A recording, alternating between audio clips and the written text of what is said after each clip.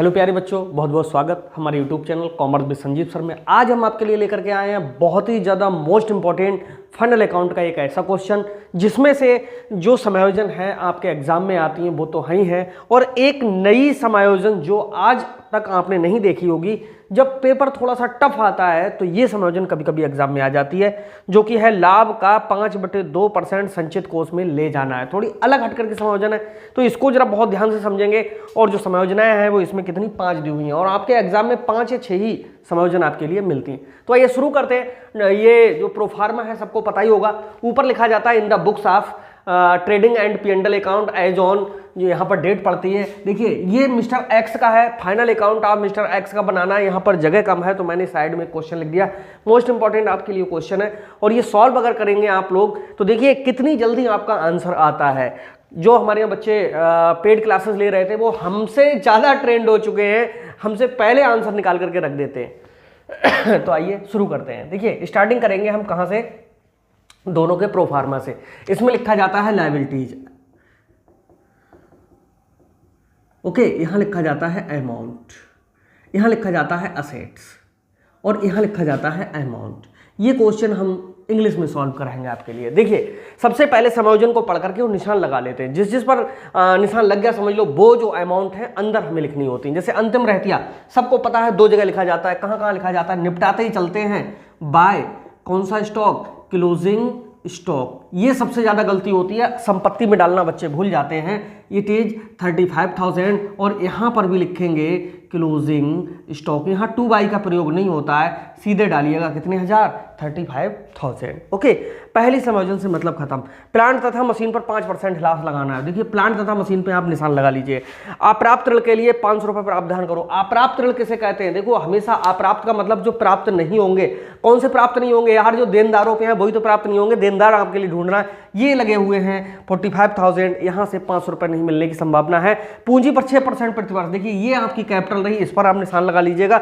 और लाभ का 5/2% संचित कोष में ले जाना है, ये हम बाद में। लाभ का मतलब यहाँ पर शुद्ध लाभ से होता है, ठीक है, सकल लाभ पे नहीं निकाल देना। अब हम क्वेश्चन को सॉल्व करते हैं, और जैसे मैं सॉल्व कर रहा हूं वैसे ही आप किया करो। देखो कितना इजीली सॉल्व होता है, ठीक है। सबसे पहले है कैपिटल, यहाँ पर लिखेंगे दोस्तों, क्या लिखेंगे, कैपिटल। कितने है, 50,000 यानी 50,000। लाइन खींच करके छोड़ दो इसके लिए। प्लांट में मशीन है 80,000, यहाँ पर लिखो प्लांट एंड मशीनरी। 80,000 जगह नहीं है, नीचे लिख दो, ठीक है। और विक्रय कितना है, 1,77,000, यहाँ पर लिखा जाएगा बाय सेल्स 1,77,000। अंदर ही लिखो क्योंकि हो सकता है वापसी होगी, है यहीं पर दी हुई। क्रय है 60,000, तो यहाँ पर लिखेंगे टू ओपनिंग स्टॉक, और उसके ठीक नीचे आ जाएगा टू परचेज। और परचेज कितना है दोस्तों, 60,000 है, तो यहां लिखिएगा 60,000, नीचे लाइन खींच दिए वापसी घटाने के लिए। लिखा है क्रय के बाद विक्रय वापसी 1,000 रुपीज है, माइनस करेंगे क्या, रिटर्न, ठीक है। आप सेल्स रिटर्न करके लिख दीजिएगा, कोई फर्क नहीं पड़ता है। यहां पर 1,76,000 हमारे बच गए, ठीक है। क्रय वापसी है 750 रुपए, 750 यहां से घटा दीजिएगा, माइनस रिटर्न करके जब घटाएंगे तो यहां पर हमारा बचेगा 59,250, ठीक है। इसके बाद में क्या होता है, विक्रय वापसी हो गई। क्रय वापसी प्रारंभिक रहतिया है 30,000, ये ओपनिंग स्टॉक हमने जो ऊपर ही पहले लिख दिया था 30,000। अब लिखेंगे हम, यहां पर है छूट दी, भाई हमने छूट दी है, इसका मतलब है यहां पर टू डिस्काउंट अलाउड। अलाउड इच्छा हो तो लिखो, ना इच्छा हो मत लिखो, कोई फर्क नहीं पड़ता। 350 रुपए है, यहां पर लिख दीजिएगा। छूट प्राप्त की 800 रुपए है, तो बाय डिस्काउंट रिसीव्ड। देखो रिसीव्ड हो, लाभ जहां कहीं पर भी हो वो इस साइड में आएगा। कितने रुपए की हमने छूट प्राप्त की है, 800 रुपए की। क्या है, बैंक व्यय 75 रुपीज टू बैंक चार्जेस। कितने हैं, बैंक चार्जेस 75 रुपीज, ओके। यहां पर देनदार 45,000 हैं, इसको हम अंग्रेजी में डेटर्स कहते हैं, लिखा तो डेबिटर से जाता है। कितना है, 45,000 है, यहाँ लाइन खींची हुई है, इसका मतलब है कि इस पर समायोजन है। लेनदार 25,000, ठीक है, क्रेडिटर्स कहते हैं इनके लिए। ये वो लोग होते हैं जो हमसे पेमेंट लेंगे। कितना है, लेनदार 25,000, यहाँ पर लिख देंगे। वेतन 6,800 रुपये है, तो यहाँ पर टू सैलरी 6,800 रुपये इस तरह से डाल दीजिएगा। उत्पादन मजदूरी, सिर्फ मजदूरी हो, उत्पादन मजदूरी हो, ऊपर जाएगा टू वेजेस। कितने रुपीस हैं उत्पादन मजदूरी के, 10,000 रुपये हैं, यहाँ पर डाल दीजिएगा 10,000। ठीक है। इसके बाद में आंतरिक भाड़ा 1950। देखो बाह्य भाड़ा होता तो P&L अकाउंट में जाता, हम ऊपर ट्रेडिंग की डाल रहे हैं और नीचे P&L की जो अमाउंट्स हैं वो डाल रहे हैं, इतना तो आप समझ ही गए होंगे। तो यहाँ पर टू फ्रेट है ना, क्या है, आंतरिक भाड़ा, टू फ्रेट इनवार्ड। कितना है फ्रेट इनवार्ड, 1950 है, 1,950 यहाँ पर डाल दीजिएगा। इसके बाद में है डूबत ऋण संचिति। ठीक है, डूबत ऋण संचिति है कितनी, 525 रुपये। तो यहाँ पर थोड़ा सा ये देखना होगा कि जो डूबत ऋण संचिति है 525 रुपये, इसके आगे आपको एग्जाम में डेबिट या क्रेडिट ये जरूर लिखे हुए मिलेंगे, लेकिन जब कुछ भी लिखा हुआ ना हो तो ये क्रेडिट साइड की होती है। यहाँ पर क्योंकि संचिति लिखा हुआ है, ऑलरेडी रिजर्व बनी हुई है, कितनी है 525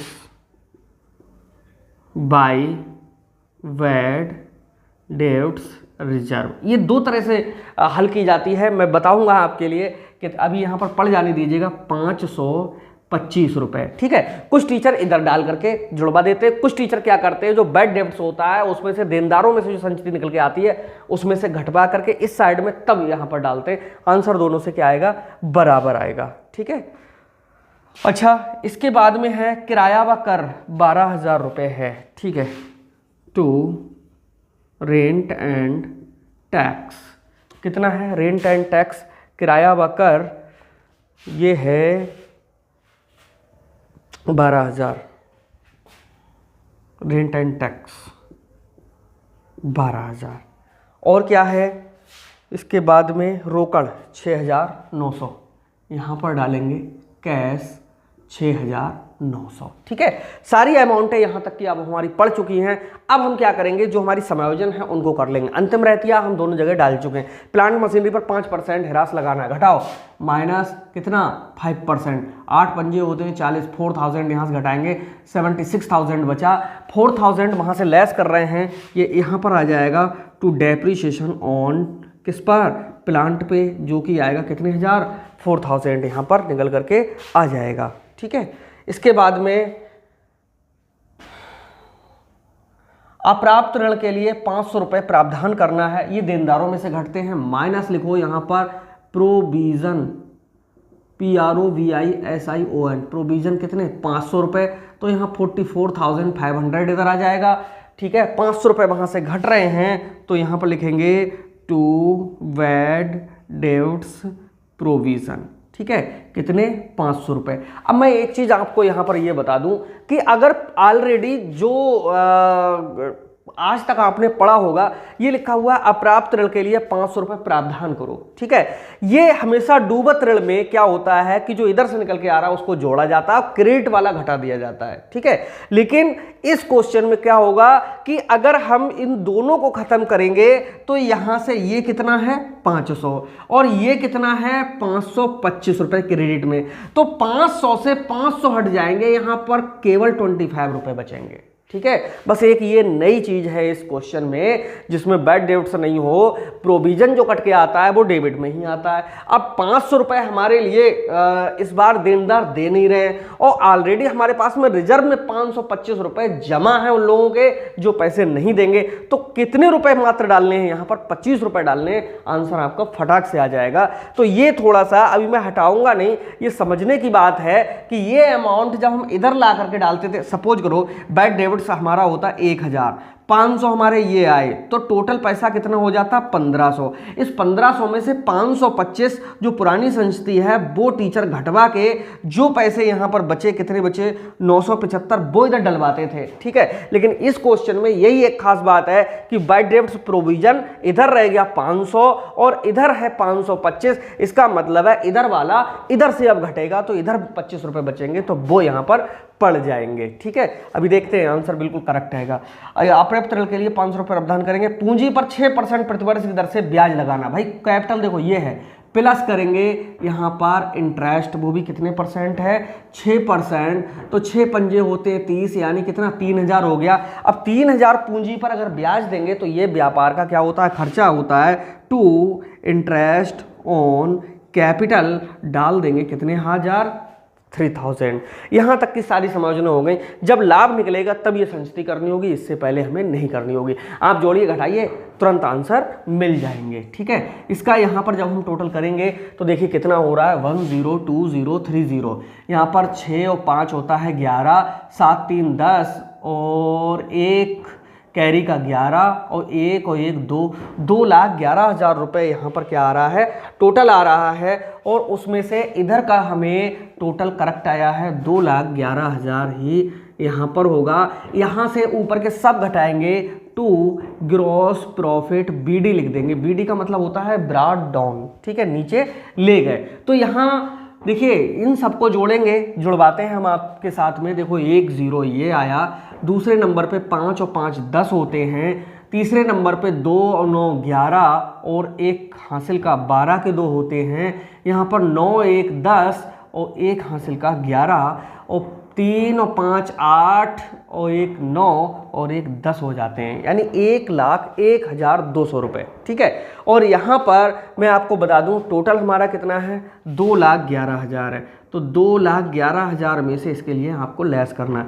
0 0 10 में से 2 गया तो कितना बचेगा 8 बचेगा। यहाँ रह गया 10, 10 में से 1 गया तो यहाँ 9, यहाँ पर क्या 0 और यहाँ पर 1, 1,09,800। देखते हैं प्रॉफिट है भी या नहीं है। बिल्कुल करेक्ट है, 1,09,800, 1,09,800। देखिए आंसर वैसे ही करेक्ट आएगा। सारी जो एंट्रीज हैं वो एकदम सही पड़ी हुई हैं। By gross profit BD, BD का मतलब होता है ब्राउट डाउन, सॉरी यहाँ पर सीडी कैरी डाउन आएगा। ठीक है, कैरी डाउन का मतलब नीचे ले गए, बीडी का मतलब ब्राउट डाउन नीचे लाए। कितना 1,09,800। ठीक है, तो 1,09,800 रुपये में ये इधर के जब हम जोड़ लेंगे, अब यहाँ से ये रफ था इसलिए इसको हटा देते हैं, इसको यहाँ पर टोटल में कर लीजिए। ठीक है, उम्मीद है दिख रहा होगा, नहीं दिख रहा हो थोड़ा ऊपर को टोटल कर देते हैं। यहाँ पर टोटल जब करेंगे तो देखिए कितना आ रहा है। इसका जो टोटल आएगा वो आएगा कितना 5 8 और 2 कितना होता है 10। अब ये वाली अमाउंट नहीं जोड़ रहे हैं हम। क्यों नहीं जोड़ रहे हैं, क्योंकि 500 इधर से हटा दीजिए तो 525 थे, तो 500 यहाँ भी हटेंगे। मात्र कितनी पड़ेगी अब 25 रुपये ही पड़ेंगे। ठीक है, तो 25 रुपये के तो ये पूरे पूरे कितने आ जाएंगे भाई 25 ही आ जाएंगे।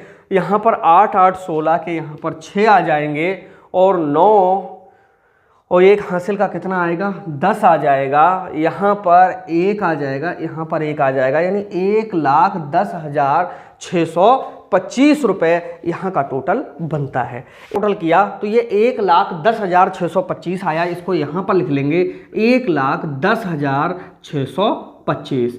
अब इसमें से हम इधर का टोटल जोड़ करके और घटाएंगे। तो जोड़िए मेरे साथ में, देखिए 5 का 5 आता है, 7 और 5 12 का 2 आता है, 8 और 3 11 और 1 हासिल का 12 हो जाता है। और फिर से 1 बचा, 12 4 6 18 4 22 और 3 25 और 1 26, 26,225 ये हमारा इधर का टोटल आया।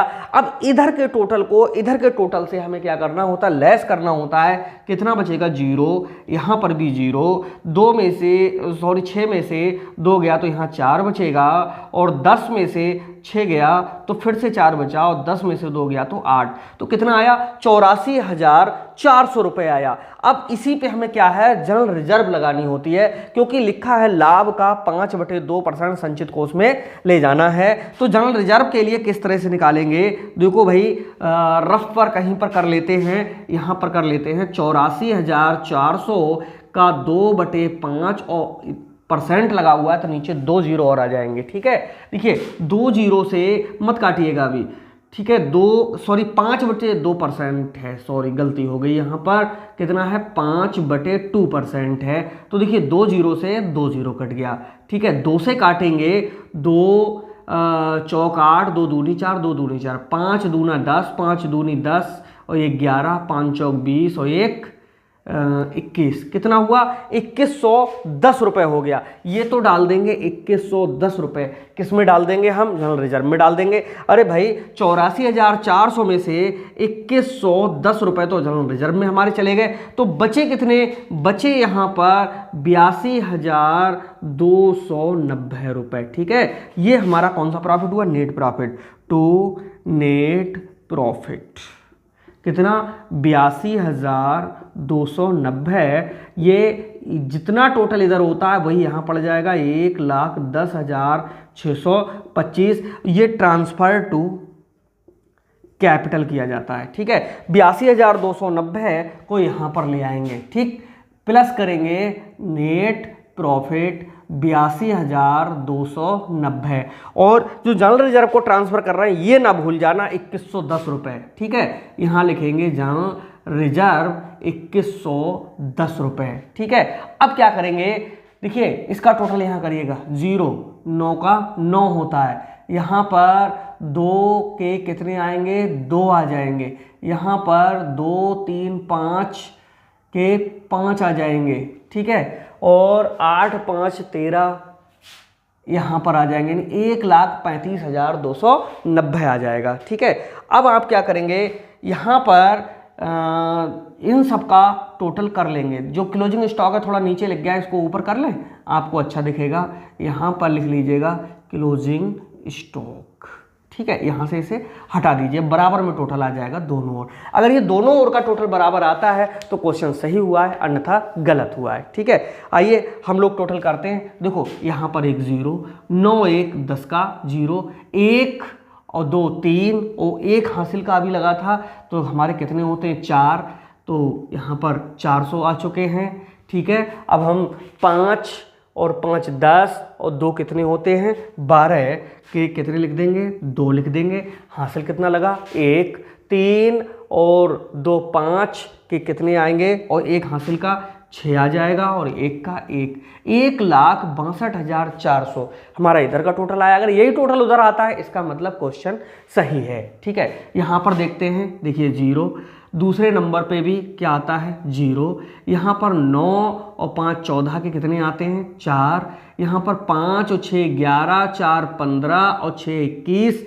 और 1 हासिल का होता है जाकर के 22। हासिल फिर से कितने लगे 2 लगे, 7 4 11 11 और 3 कितने होते हैं 14 और 2 हासिल के होते हैं कितने हुए 16। इस तरह से 1,62,400 और 1,62,400। इस तरह से जब दोनों ओर का हमारा बैलेंस शीट मैच कर जाए तो समझ लो क्वेश्चन हमारा कैसा है, ठीक है। ओके, तो ये थोड़ा सा टफ क्वेश्चन था जो मैंने आपके लिए बताया। उम्मीद है कि इससे ज़्यादा टफ क्वेश्चन आपकी किसी भी बोर्ड परीक्षा में नहीं आएगा। तो कैसा लगा ये वीडियो जरूर कमेंट में लिखिएगा। मिलते हैं नेक्स्ट वीडियो में, तब तक के लिए बाय बाय।